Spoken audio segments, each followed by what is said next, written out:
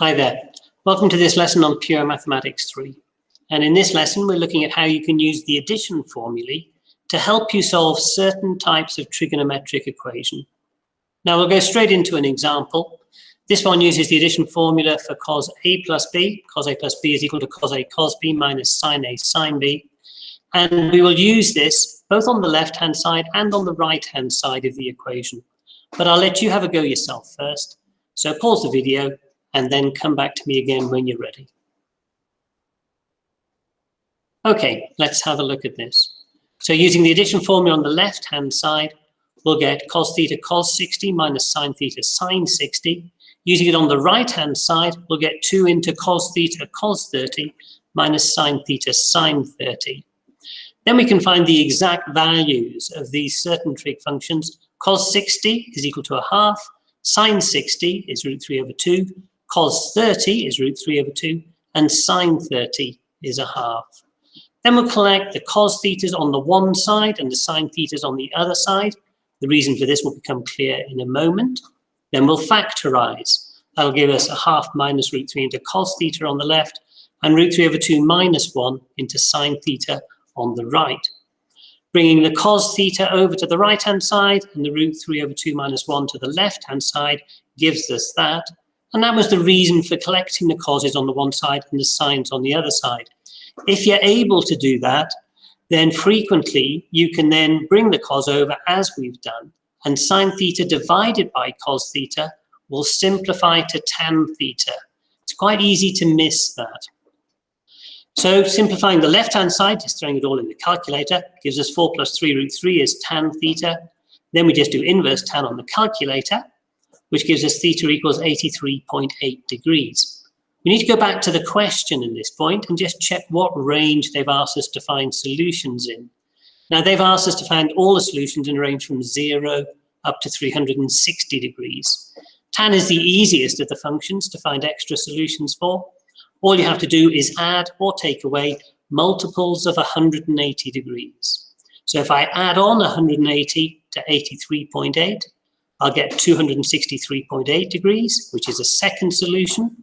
If I add on another 180, then I'll get an answer bigger than 360. So that's it. There aren't any other solutions.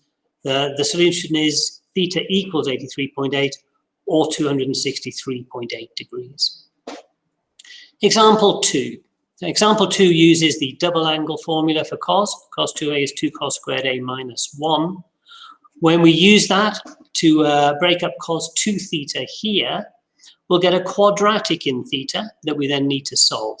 I'll let you have a go yourself first. So again, pause the video and come back to me when you're ready. Okay, so we said we needed to substitute in for cos 2 theta using the double angle formula. That'll give us 4 into 2 cos squared theta minus 1 minus 2 cos theta plus 3 equals 0. Multiplying out the brackets gives us that. Collecting up terms gives us that. Now that's a quadratic in cos theta, and it does factorize. Factorizes into 4 cos theta plus 1 times by 2 cos theta minus 1. That'll give us 2 possible solutions. Either the first bracket 0 or the second bracket is 0. If the first bracket is 0, that means cos theta equals minus a quarter. If the second bracket is 0, that means that cos theta is equal to a half. First of all, looking at cos theta equals minus a quarter, using the calculator, we get a first solution of 104.5 degrees. To find the other solutions, there are various methods. My inclination is always to draw a quick sketch, and then there's no danger of missing any solutions if you do this. So that's the solution we found at minus a quarter and 104.5 degrees. There'll be another solution here. Using the symmetry of the curve, we can find out what it is. That distance is 104.5, so we'll do 360 minus 104.5 to find that solution, which is 255.5 degrees. Those are the only 2 solutions in the range 0 to 360. If cos theta equals a half, we do the same thing. Using the calculator, we get a first solution of theta equals 60 degrees. Again, doing a quick sketch. That's the solution we found at a half and 60 degrees. There'll be a second solution over here. Using the symmetry of the curve, that distance is 60, so 360 minus 60 will give us the second solution of 300 degrees. Putting all of those together, the answer to the question is theta could be 60, 104.5, 255.5, or 300 degrees. Okay, example 3 uses the double angle formula for tan. Again, I'll let you have a go yourself. Try substituting this in and then solving the equation that you get. Pause the video, come back to me when you're ready. Okay, let's have a look at this. I think the first thing I would notice even before I started is they're not using degrees in this question. They're using radians. Radians always feel a little bit more awkward, but the method is absolutely the same. It's completely identical.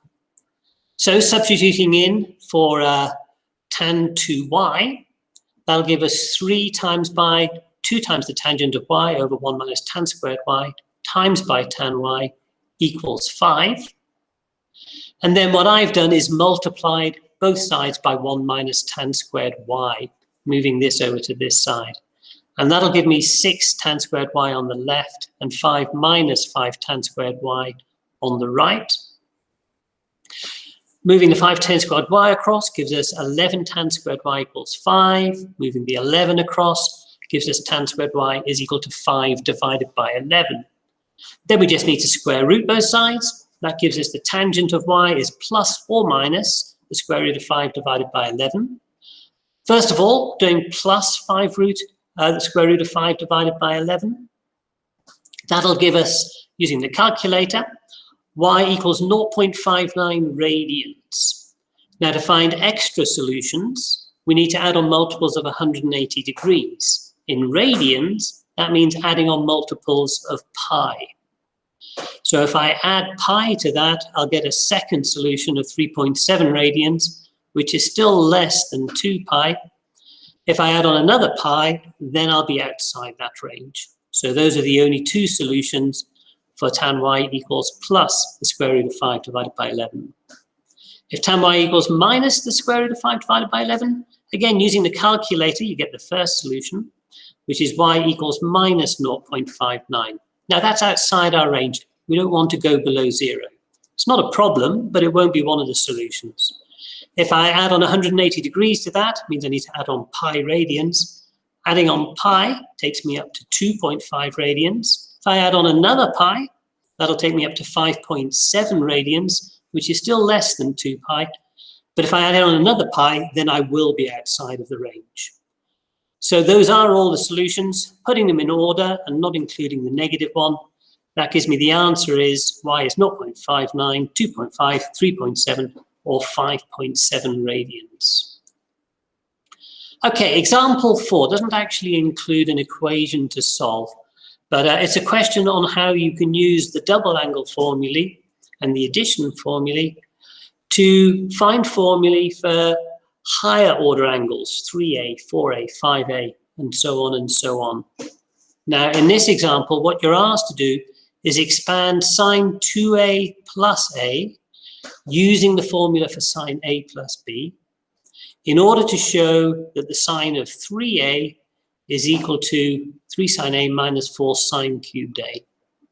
I'll let you have a go yourself first, pause the video, and then come back to me again when you're ready. Okay, so the left-hand side is sine 3a.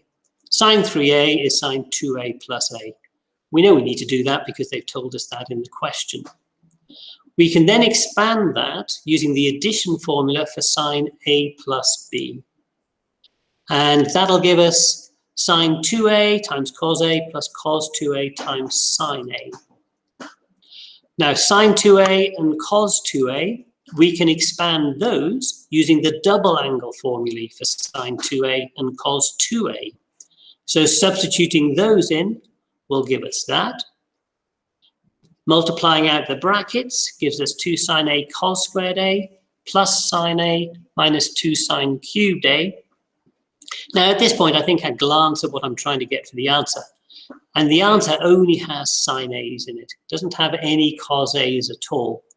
So I think what I would probably do at this point is immediately think, well, let's change cos squared A into 1 minus sine squared A, and then I'll only have sines on the right-hand side as well.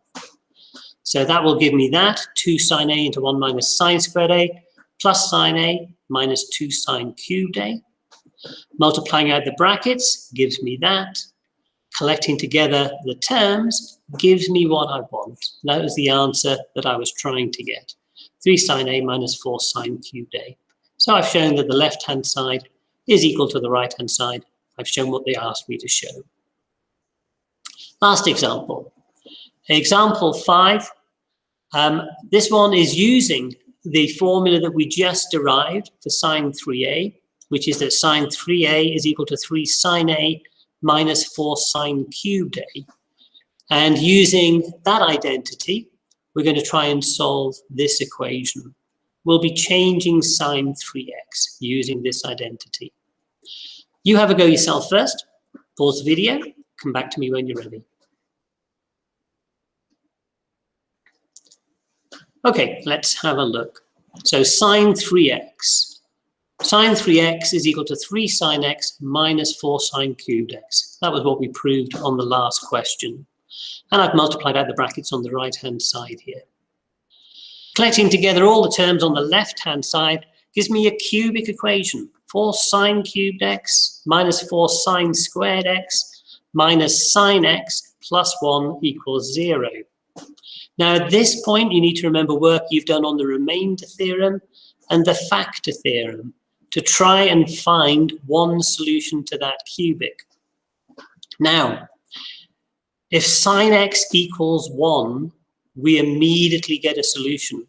If sine x equals 1, we'll get 4 minus 1 plus 1, and that does equal 0.